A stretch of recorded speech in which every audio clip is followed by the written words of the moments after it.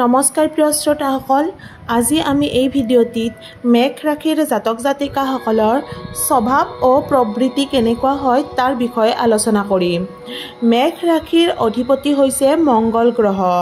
সেয়েহে মেঘ ৰাশিৰ জাতক জাতিকাসকল অত্যাধিক খঙাল প্ৰবৃত্তিৰ হোৱা দেখা পোৱা গৈছে। তেওঁলোকৰ যিমান সোনকালে খং উঠে সিমান সোনকালে তেওঁলোকৰ খং কমিও যায়।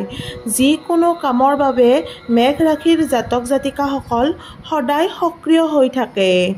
তেওঁলোকে নিৰ্ণয় লোৱাৰ আগত কোনো ধৰণৰ নভবাকৈয়ে নিৰ্ণয় লৈ লয়। সেইবাবে তেওঁলোকে বিভিন্ন সময়ত লোকচানৰ সন্মুখীন হোৱাও দেখিবলৈ পোৱা যায়।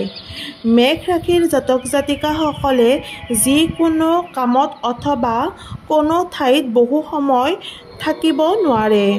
এই ৰাশিৰ ব্যক্তিসকলে চাকৰিও সময়ৰ সৈতে সালসলনি কৰিবলৈ ভাল পায়। তেওঁলোকৰ মনবোৰ অত্যাধিক পৰিষ্কাৰ হয়। লগতে ভুলবশতঃ যদি তেওঁলোকৰ দ্বাৰা কিবা নকৰিবলগীয়া কাম হয় তেওঁলোকে তাৰ বাবে অত্যাধিক দুখ অনুভৱ কৰে। তেওঁলোকৰ ভৱিষ্যত সুন্দৰ হয়। যদিহে ভিডিঅ'টি চাই ভাল পালে লাইক, শ্বেয়াৰ আৰু ছাবস্ক্ৰাইব কৰিব। আৰু মেঘ ৰাশিৰ জাতক জাতিকাসকলৰ লগত এইসমূহ স্বভাৱ মিলিছেনে তাৰ বিষয়ে মোক কমেণ্ট কৰি জনাবলৈ নাপাহৰিব। ধন্যবাদ।